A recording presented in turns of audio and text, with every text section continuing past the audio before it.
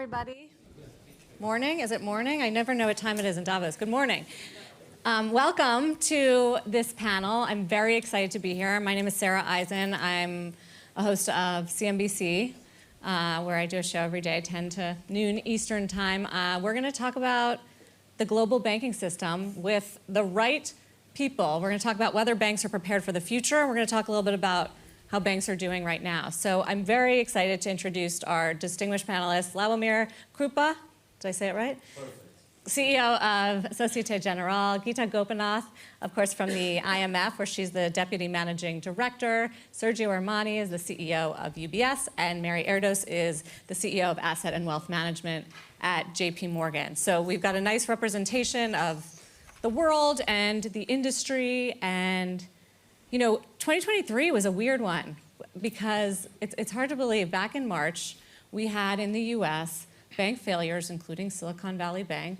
I mean, there was a lot of drama. We had that rushed shotgun merger or acquisition between UBS and Credit Suisse. Sergio swooped in to the rescue. We had higher interest rates. We have 2 wars around the world. I mean, a lot of headwinds, and yet it feels like, Geeta, global banks aren't in terrible shape. How would you characterize it right now? Yes, Sarah, I think the good news is that despite the very sharp increase in interest rates and the conflicts that we have seen, the global banking system has overall held up quite well. Now, that said, there is still a tale of weak banks that we see even now in the current environment. For instance, if you look at the US and if you look at the number of banks that are at risk, they make up about 9% of banking assets in the US. Now, another area of exposure that we do worry about is in terms of exposure to commercial real estate, and that is a bigger deal in the US, somewhat lesser so in Europe, but still true in Europe too. And the reason I'm mentioning the fact of these tail banks is because what the March episode taught us was that all it takes is a couple of mid-sized banks to get into trouble, that there's a very quick loss of confidence in the system as a whole. I mean, there was the risk of there being a systemic crisis and required very strong action by the Fed and by, by the Treasury. So this, I think we should keep in mind that even if the whole system as looks in a good place, the tail can still wag the dog. If you look more globally, emerging markets, excluding China, have actually held up quite well. Their regulatory capitals have been quite high, and that has actually helped them tide over this difficult period. China, of course, is a different story of its own, which is it has banks, very large banking sector. I mean, the top 4 banks in the world are in China. But also they have the issue of the exposure to the property sector, which is weak, local government financing vehicles, which are in some trouble. So now China banks, I think there are issues that one needs to worry about, especially again among some of the smaller banks. But big message, global banking system has held up well, but I don't think that is call for complacency, because what the March episode taught us is that it just takes some small number of banks to have a big shock to the system. What did the March episode teach you, Sergio, besides that you're going to have to come back in and lead the UBS? Well, that was clearly a surreal moment. But I think what has told me is that, in essence, regulators should be very happy, and banks that implemented the more stringent regulation after the financial crisis were solid, broadly speaking, other than one idiosyncratic issues, which were part of the solutions and part of a safe haven events. So when we saw lack of trust and in the system, the large banks were a place to go. So in a sense that a focused and well-designed regulation has helped to make the system more resilient. And it's very important that we now look at the post-mortem and in a very focused way. The fact that the banks that were vulnerable were not subject to stringent or more stringent regulation which is almost elementary regulations around how you manage your interest rates book, your liquidity. It's something to be spoke about in order to avoid further crisis. Also, that's, I wasn't surprised, to be honest, that the new world, the digitalized world, would translate into a faster outflows of money. I was surprised that, for example, that was not recognized ex ante by regulators. And lastly, I would say, what a bank run in the matter of hours. Yeah, what technology and what uninsured deposit base means in a digitalized world.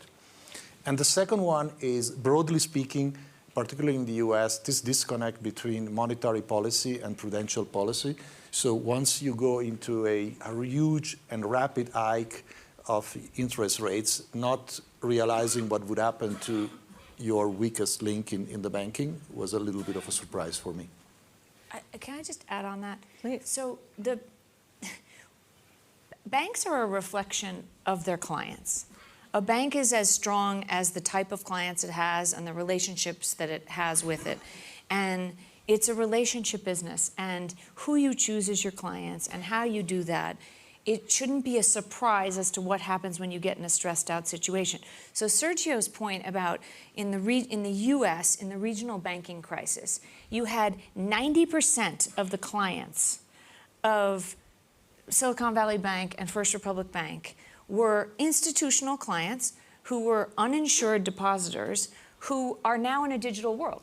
So in a digital world, you don't have to wait even until 8 in the morning. At midnight, you can say, out, I want those assets moved. After a tweet. And everything goes. And so it all comes down to regulation and stress testing and making sure that you're running a proper financial institution based on the clients you have and the likelihood that they are to do A or B. So JP Morgan Chase, incredibly blessed to have the clients that we have. We bank half the households in the United States of America. We bank 90% of the Fortune 500 clients. We share many clients with my colleagues on stage, and we're fortunate enough to work with clients where we say, we want to lend you money, but we want to do this in the right way. We don't want to do this in the wrong way. We want to have a relationship with you where we're there for not just one thing. Banking is not a commodity. It's like a doctor. You don't just pick and choose whatever is the cheapest doctor because you want help on a surgery. That's not how you think about it. You think about it for a very long-term health of your own body or your own company. And that's really what this is all coming down to. So it shouldn't have surprised anybody that the regulations of small and mid-sized banks in the US didn't even look like European banking regulations. They looked very different, which is why when we talk about what are the regulations that we should have going forward, they should just be sensible regulations that when you stress test the situation, and you have to stress test it for the modern world that we live in with instantaneous decision making, you can't think that people are going to stay around because they like you. And they like the relationship. They're going to act in their own best financial interest, and that's exactly what happened. And neither Sergio nor we at JP Morgan want to have to go through those crises weekends where we're being asked to take on a company, because it just means that the system is fragile. But thankfully, when you're a strong enough institution with a fortress balance sheet and the ability to do that, then at least somebody is there to be able to help. You're right. So let's get into regulation later, because I know you have some opinions about Basel III. But so you both ended up, you ended up with Credit Suisse, you ended up with the First Republic. Were you surprised that the regulators let you acquire that? And it does feel like the big got bigger as a result of what happened in March. And I don't know if that's a good thing or not. I don't think either of us would use the word let. Let. Yeah. What? Forced? We were asked. Asked. Well, you were forced. Well, I wasn't there, but I guess it's fair to say that, and which was one lesson also out of the crisis, that you got into, in order to be asked to be part of a solution in addressing a crisis, you need to be credible and prepared. And the business model you pursue leading into that moment is very important. Because, in the last few years, we saw a lot of crises. You mentioned a few of them. that we are facing or challenges. And there is nothing different than what we saw in the last 10, 20 years. So that's a constant. So what you need to do is always to be prepared for the unexpected.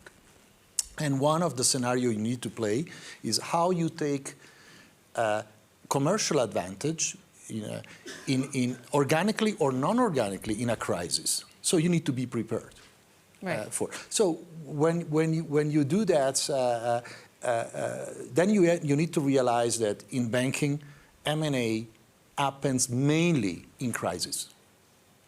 If you look at the US banking system and the dominance of the big players, not only in the country but also outside the country, has happened as a big consequence of the financial crisis. The consolidation that happened during the financial crisis was the differentiating moment between the US and Europe. In Europe, the decision was, let's try to make them smaller and irrelevant. In the US, the design was, let's make them stronger. So in a case, are we larger? Yes. But are we stronger and more diversified? Yes. That's what matters. Right. I mean, a lot of people think you got the deal of the century. Slawomir, I'm that one we can talk about. Did you not? I already mentioned it.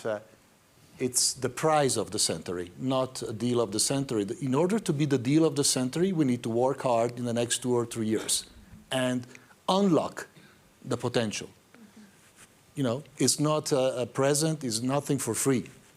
So still hard work to be done. It wasn't free, but what was $3.8 billion? It's a shell of what it once was. You are welcome to join the executive board and help us in implementing. Slawomir, what about you? Does it make it harder to compete, right? For France's, I think, #3 bank, right? You're a fairly new CEO. These guys just got bigger because they were forced to take on new banks, and it is a globally competitive business. I don't think it makes it harder to compete because, you know, in my experience, we're competing at a very granular level, and that's what's interesting in our business. There's not something like SocGen competing with JP Morgan or UBS. It's us competing with the clients that we share for the right business, for more business, etc. And so it's really depending on how competitive we are at a very granular level, how competitive we are in financing some energy infrastructure in the US and advising how to put this together in a market where we can take, for instance, some slightly different risk on the construction period, where some of our American peers, you know, have a different approach for this. So finding the right spots where our expertise matches the needs of our clients and where we can compete in a relevant way with our colleagues and friends, that's how competition happens in our industry. So it doesn't make it harder, but it makes, you know, for very good competitors, and we're happy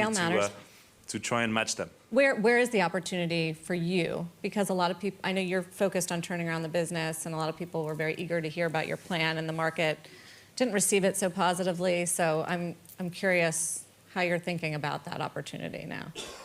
Well, I mean, there's many, again, coming back to my point about granularity, the opportunity is wide, actually, in all these components. But to be specific, let's take the transition, right? And in terms of financing the transition. And it's not only about the money, right? Because, you know, we all have a lot of money to lend or to a lot of expertise to accompany the clients in financing their investments. It's also how you help the corporate and all the actors think about their strategy and how to move from point A, where they have a certain business mix, a certain energy mix, and a certain strategy, to be, prepared, preparing for the future, being ready to be in point B in a certain number of years. And what does it mean from a strategic perspective? What do they have to divest? What do they have to invest in? What kind of technology should they bet on, etc.? And we're, because of our sector expertise in this space and a reach from, from Indonesia to the US and obviously across the entire world, in the entire value chain of natural resources and energy, how do we help them think about their transition? And for instance, there, it's a massive opportunity, not only to lend to projects, although this is obviously required, but also to help our clients think about it and reach the right resolution, right? Because this path from point A to B is actually partly unknown and very complex. I didn't think we were going to get to climate this early on in the conversation, but let's go there because Geeta, we were talking earlier about how important the role is of banks to do this. Where are we in this process, and what do you need to see? I mean, indeed, there's a very large need for climate finance, and if you look at the numbers, by 2030, the need is for about 40 trillion.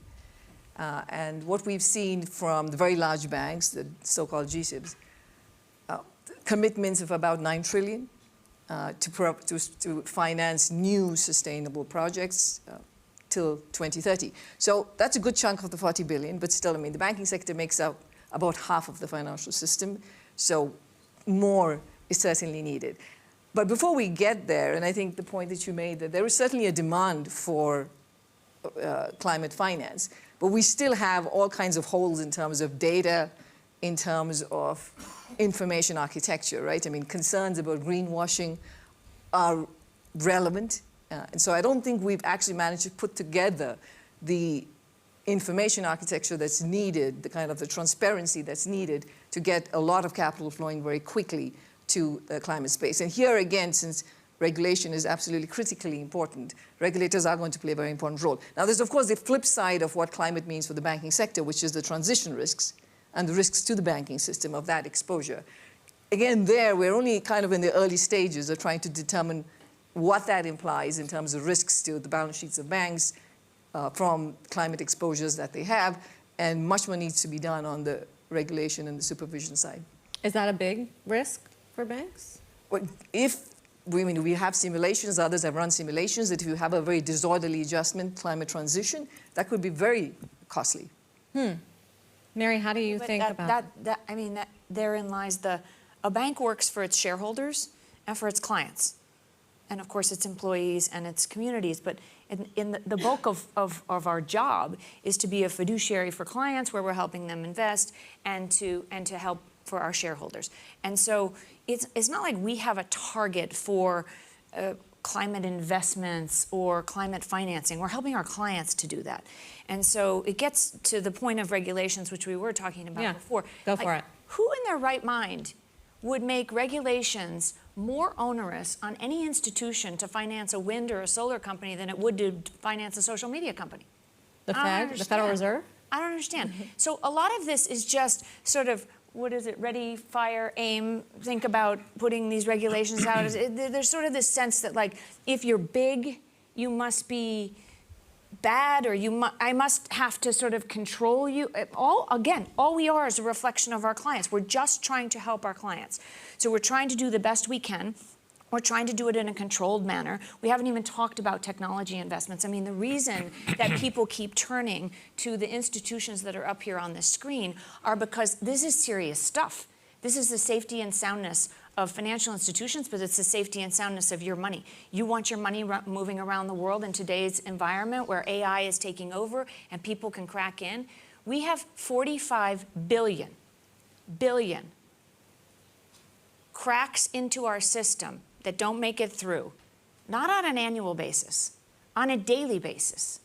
There are people trying to hack into JP Morgan Chase 45 billion times a day. That number is what it is. The worst part about that number is it's 2x what it was last year. Okay? This is your money.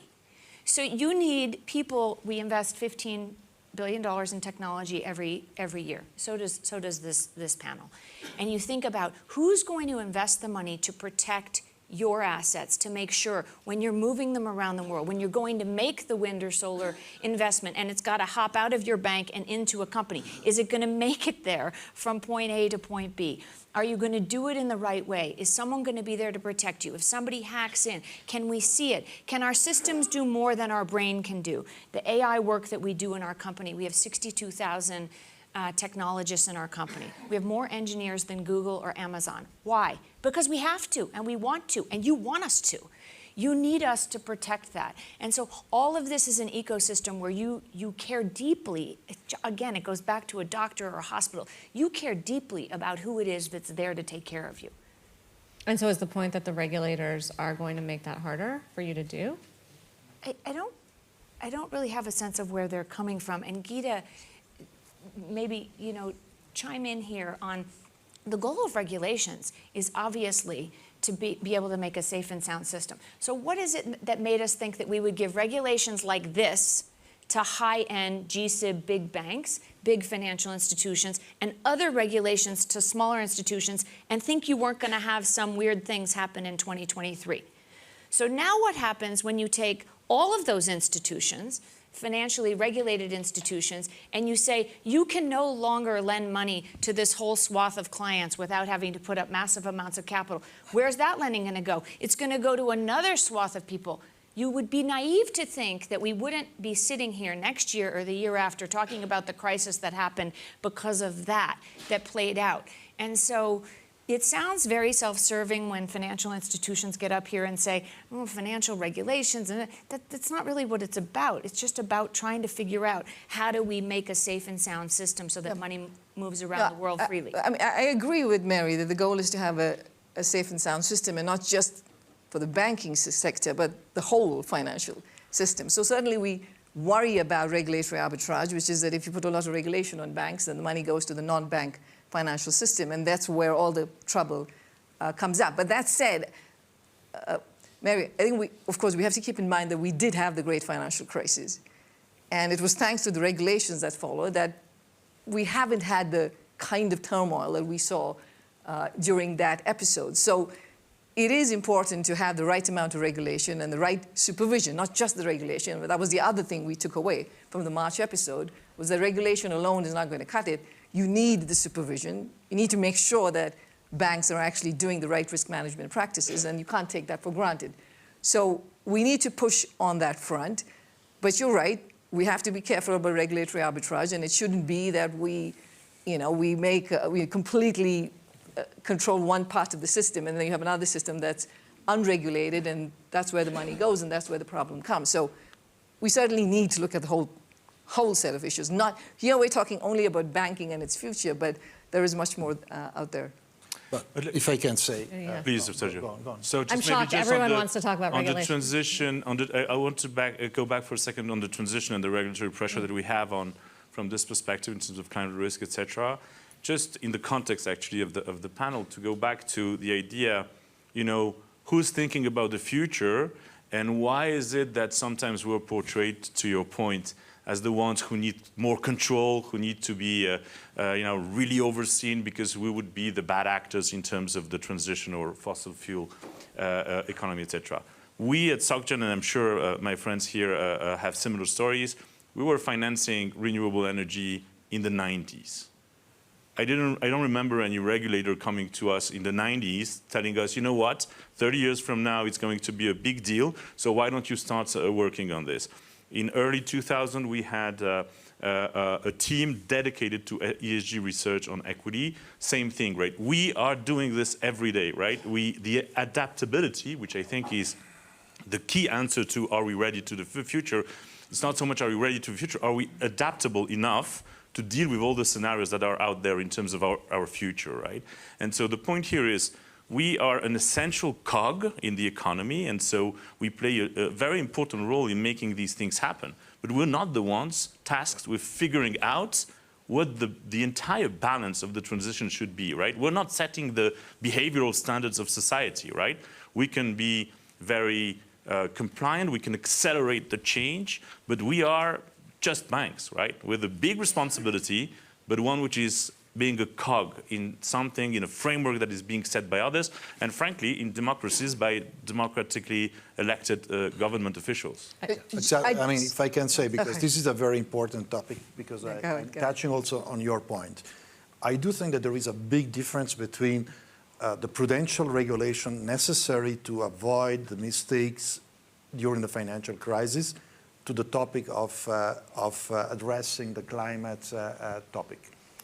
There was a prudential issue. We addressed this issue. We discussed it. I don't want to discuss it any longer because it's quite clear, and I don't think we disagree. Where I disagree is the fact to compare it to the current issue. And it's the ABC of banking. Banks are facilitators between saver and investors. And to ask us to be the driver for a topic that is clearly should be driven by political decision and not by regulatory, because trying to enforce a political agenda through regulatory regime without going through a democratic and public debate about it is wrong. And I'm not so convinced, with all due respect I have for regulators, that they always get it right. Yeah. Okay, so why should they be in control of dictating how we go to net zero? Our function is to help the transition. Our function is to resist the tensions that are coming clearer and clearer from both sides of the debate. It's very polarized.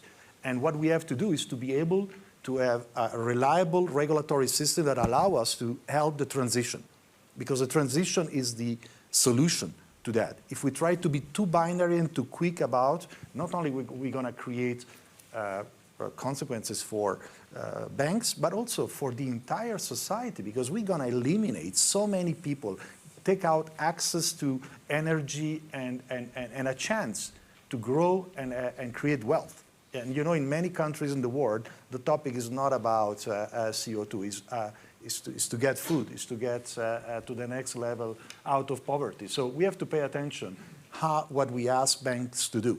We can help, we can sustain, but we should not be seen as the driver of those debates.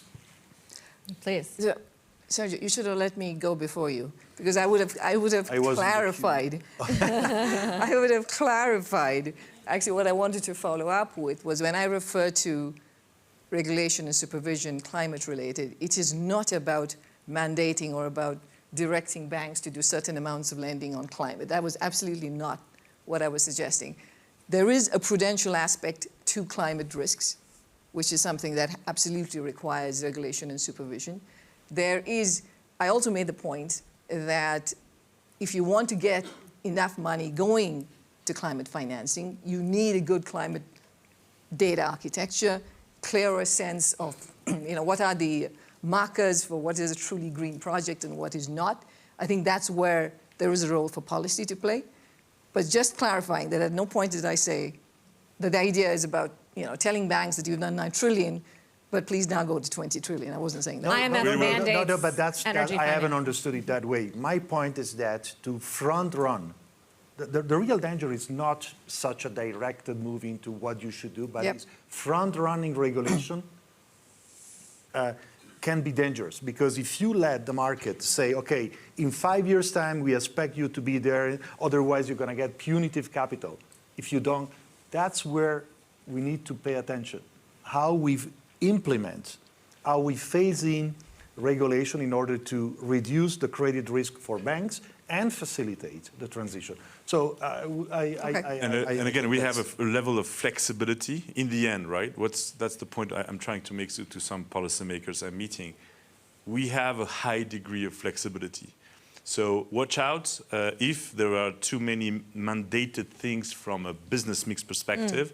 Watch out, because 5 years from now, 10 years from now, you're going to wake up with banks being greener, much greener than you wanted, right? And this decision is not for us to make, right? This decision on figuring out what the path is for democratically elected officials to make these decisions. I feel like And we're getting a lot out of our chest here on regulation. And we're talking to many people who are not on stage here, just so. How much time do you guys spend with the regulators and talking about these issues and in exchange on this? Too much? Are you involved? No one wants to talk, as you can see here. No, the topic is not really how much time you spend in talking, it's the outcome of the talks. And in a sense, I do think that we need to really try to focus on fewer topics and try to deliver visible and tangible outcomes than trying to aim for unrealistic short-term objectives. So in a sense, it's very important that at every level, also the way we communicate to the broader public influences that. So if people keep hearing negative things about the financial system and how it's not helping and how it's not doing things, which is in many cases totally unfair, that's a problem. So we have to also watch carefully what we say, and each of us in public. You mentioned AI. I mean, this is Davos 2024, so we've got to talk about AI. Mary, you talked about it. Implications for your clients, implications for your industry, and how you bank and how you provide financial services. How are you thinking about the opportunity in front of you here? You know what I realized after a couple of days in Davos? There's no conversation about fintechs taking over the banking sector anymore. Does that make you very happy? It's not a happy or a not happy thing, but sometimes we do a lot of hand-wringing about, you know, sort of how the world is going to change. And I think this goes back to any very smart company, sovereign wealth fund, pension fund, investor group. They're going to embrace the things that are gonna make them better. And so AI, I mean, just think about how the world has changed in the past year, just the past year, and the exciting things that are ahead of us. So we're in a doom and gloom. Let's get ourselves out of the doom and gloom. There's a lot of things that could go right in the world as we move forward, and AI will be an exciting part of that. AI will be an exciting part about making a lot of this stuff delightful. It'll be about putting data in your fingertips as a client, as a company. Don't you want to see all the things you're doing and optimize it against how other people are doing, rather than somebody else just having that data, or you having it to do yourself and somebody else having it to do yourself? AI changes the world on all of this. And it's the curiosity that you apply to AI that gets the most out of it. And so what really we all have to go through is a conditioning of our own companies in terms of how are you embracing it each and every day? You know, are you the leaders using AI on a daily basis so you get your own head ingrained in it? It's becoming a mandated course next year in the Harvard Business School curriculum to learn about using AI if you're going to be a future leader.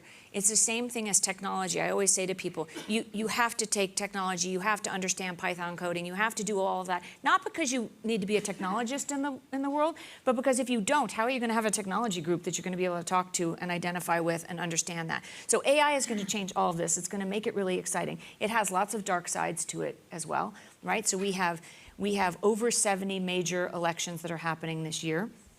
We've already just had one in Taiwan, but we've got some really, really major ones. We've got Russia, we've got India, Pakistan, Mexico, US, the ever-important European Parliament regulations, elections, and all of those can go the way the voters want them to do, or AI can change that in a way that none of us have really contemplated, because none of us really understand what's happening in the psychology of how AI is hitting us in a way that we may not be in control of, and there's a lot of people with a lot of bad actors. So we have to think about the bad sides of it and the good sides of it, but all of us have to embrace it on a daily basis and use it in our lives. And again, it starts with the top and it trickles all the way down. So, you know, at our institution and in the companies that we're investing in, it's one of the first questions we ask.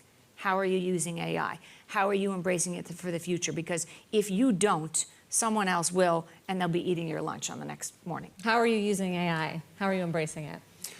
I mean, we're trying to do our best. It's a lot of experimentation all over the company. I think we all share this. We're trying to figure out the right way to reap the real benefits, which are the disruptive ones, right? So, because the way I see it is, and I'm glad you mentioned the fintechs. I think it's an interesting topic. The way I see AI is that it's not at this stage, and I might be wrong, but that some new fintech based on AI is going to take over anything on our end, is that it makes the technological competition within the walls of us, right, within the regulations, within the traditional banks, universal banks, etc., much more disruptive potentially, right, because it's going to come from within, right? And you can imagine, from a cost perspective or client or risk management quality in the end, you may imagine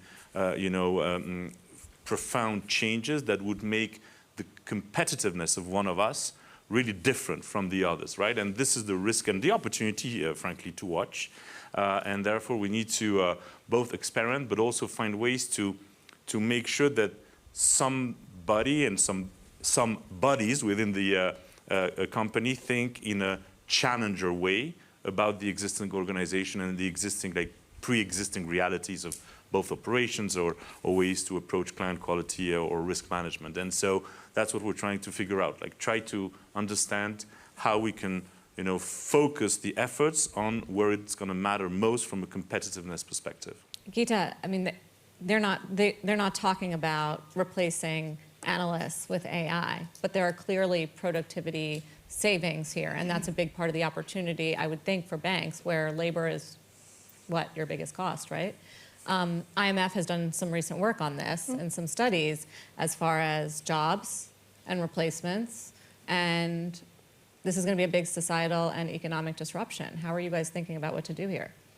So I think everybody agrees that this is transformational with a lot of promise, but also risks associated with it. And we have the new study that shows that about 40% of the global workforce is exposed to AI. That doesn't mean it's a bad thing. It could mean that means that some fraction of that will benefit from it. It will raise their productivity. That fraction is about half of that 40%. And the other fraction will have a harder time, maybe lower wages, displacement, and so on. The banking sector is, one of in the forefront of adopting this technology. If you just look at where the money is being spent on AI by industry, banking is up there among the top.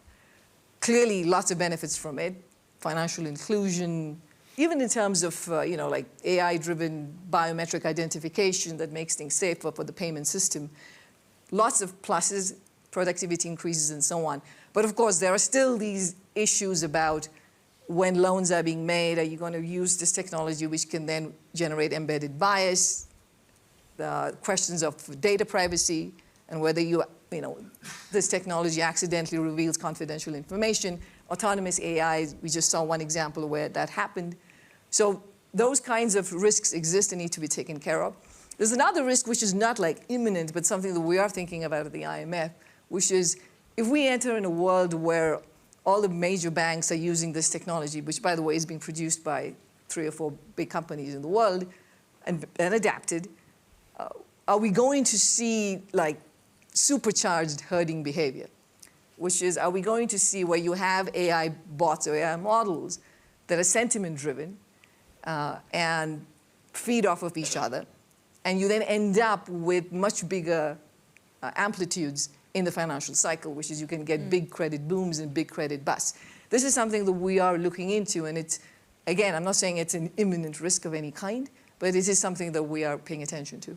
I do want to open it up to the audience, so get a question. We have a few more minutes, but before I do that, Sergio, I feel like we have to, when we're talking about the outlook for banks, we have to talk about, banks are cyclical, right? We have to talk about the economy, we have to talk about rates, and I know you have some strong views. Don't share all of them because we have a CNBC interview coming out with you, but tell us a little bit about what 2024 looks like on that front. I mentioned it briefly before, so I don't think that we should expect less unexpected events. I do fear, or hope I'm wrong, but I do think that there is a level of complacency in the financial markets in respect of the inflation outlook. If I just look at the most recent developments in the Middle East with the shipping being diverted, translating into a 30% higher cost for goods, I mean, I can't imagine inflation won't suffer from that, and therefore the outlook for 4 or 6 rate cuts for 2024, they look a little bit optimistic. Also, because I do consider that for central banks to get the timing wrong in cutting can be quite dangerous, because then having to correct later on the effect of a wrong decision, I'm not so sure it will be as easy as it was. And I have to say, chapeau for the way they managed this first round of taking down the inflation and keeping a pretty good discipline. But I think the jury is still out on that. So the expectation on rate cuts and the volatility that could come out of it, in addition to the geopolitical issues that we face and the elections can be a factor. So what it tells you is only one thing. You say banks, cycles. you need to focus on what you can control, and you need to stay agile, and you need to stay prudent. And lastly, it is clear to me that the opportunity cost of being wrong, in my outlook, in my view, at this stage is fairly limited. But it's not only exactly what Sergio said. It's so important that we just think about this for 1 second. When the central banks around the world start lowering interest rates, it is a circular reference. The second they do that, people feel better. They start spending more. You can have more inflation instantaneously. Instantaneously. It was only a year ago we sat here. Fed funds were at 4.5%, and the 10-year was at 3.5%. That's an inverted yield curve. One of two things has to happen. Either the Fed funds has to go down, or the long rate has to go up. So we were at 4.5 Fed funds, we were at 3.5, guess what? We went to 5% on the 10-year. That's not surprising. What's surprising is we went from 5 back to 4. Okay, now we're at 5.5% Fed funds rate and a 4% 10-year 1 year later. What's going to happen? One of those two things is going to happen. But remember, when this comes down, it can be circular, exactly what Sergio's saying. And so we shouldn't have a lack of short-term memory that it took us only 4 months to go from a 10-year at 4% this summer to a 10-year at 5%. It only took us 4 weeks to go from 4.5% to 5%. So as a person that grew up as a fixed income portfolio manager in the 90s, like, you ain't seen nothing. And we just saw it. So what is making us think that it couldn't just happen? People say it's unprecedented. It just happened last year. And so we all have to be very ready for that. And that has many, many ramifications for borrowing for your companies, how you're going to finance yourselves, where you're positioned in your portfolios for your asset allocation, the allocation to the fixed income markets, which is much better now, starting at higher yields. But we are not living in a zero interest rate world anymore. We're not. There is inflation, and then there's all these geopolitical issues that can cause us to fall into another spectrum. But the world recalibrated itself to live in a zero interest rate environment. We're not there. We're much higher, and we're probably going to stay much higher for longer. And I think that Sergio mentioned you could have volatility. You absolutely will have massive volatility. We just don't know, sitting here at the beginning of 2024, what we're going to be talking about at the same time next year. But you can be sure that it will be something we haven't expected. I mean, that's One a thing bummer. is sure, that what we discuss here every year turns out to be Wrong. not really. So also going back, if I can, just 30 seconds, the artificial intelligence and the fact that banks and the financial system has been historically, in the last 30, 40 years, a big user of technology, embracer of technology. One issue that we have to, although I do believe that AI will be transformational faster than any other trends we saw in the past, let's not exaggerate on how fast it's going to change the system, right? So it's going to be an evolution. It's not going to be a revolution for all the reasons we mentioned before, because we have to be very prudent on how we do it. And of course, it's going to make also maybe one point that we haven't touched. Of course, we talk about a lot of jobs being eliminated, but we are also facing in many countries in the world demographic trends and immigration trends that are forcing us, to look for talents and being able to replace some of these missing talents because of demographic effects through efficiencies and effectiveness is also positive things for society. AI will not take someone's job. The person using AI will take somebody else's job. And therein lies the opportunity for massive shifts in finding great talent that has access to a computer and curiosity for AI, and they can lead the world. Let's get some questions in our final moments. I think there was one in the back there. Yes, please. Hello. Hello. Really quickly, if you could. Hello. Thank you. We talked about regulation, and if you agree with me, the ultimate objective of regulation is to actually protect depositors of money. We talked about AI and the bad ones specifically, but we didn't talk about fraud. Fraud and AI, not AI, the one adopted by banks, but the other AI. And we didn't talk about fraud. Fraud cases, suspected digital fraud cases, has increased in 2023 by 18%, and the volume increased by 27%. All of that is taken from depositors' money. So do you believe regulators are paying attention to that? You as banks are doing something sufficient on that? Thank you. I mean, that's our whole job, is to protect. And the fraudsters get smarter, savvier, quicker, more devious, more mischievous.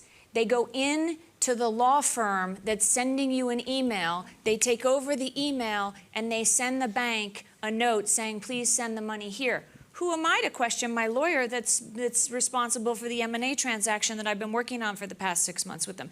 That is happening everywhere in the world on a daily basis. Don't accept emails. I mean, it's just, it's so hard, and it's going to become increasingly harder.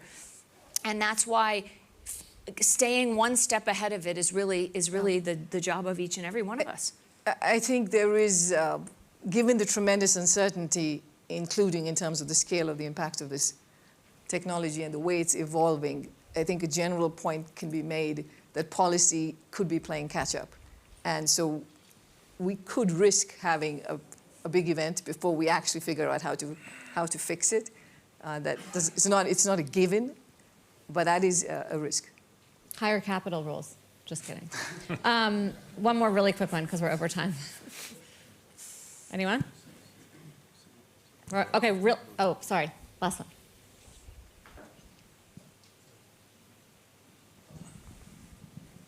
Thank you very much for really exciting discussion. I would like to ask about the private credit market. I'm running a private equity fund management company in Japan and Asia.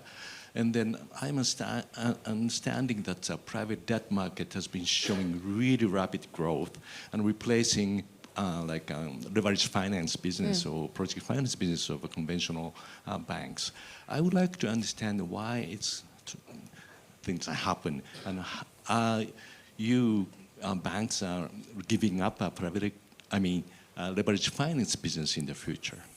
I would like to anticipate how would be happening in Japan and Asia. Really quick. Look, I don't think we are giving up on anything, but it's fair to say that the two effects. First of all, there is a regulated industry, a highly regulated industry, has a hard time to compete with a not so regulated industry. By the way, not everything that is outside the banking system is not regulated. Insurance companies are regulated. A lot of fund managers are regulated. But part of the competition that comes into banking for private credit is not regulated and therefore has an advantage. It's okay. I think that we are still complementary. I do see the benefits of that. But if you look at, for example, in Europe, private credit is likely to develop as a consequence of the lack of developments in the capital market union, the death of, so the banking system is not able to rely on an efficient capital markets system like in the US. And therefore, if we don't address the issue of a capital market union, a single market in Europe, what's going to happen? Things are going to go outside the system, which eventually, over time, could create some unintended consequences, but that's inevitable. This is the way financial system works. I think that's a whole topic. Just Final word. very quickly, Yeah. one thing to keep in mind is the clients, from my perspective, our clients in the banking industry, they don't only need a product, they need a relationship.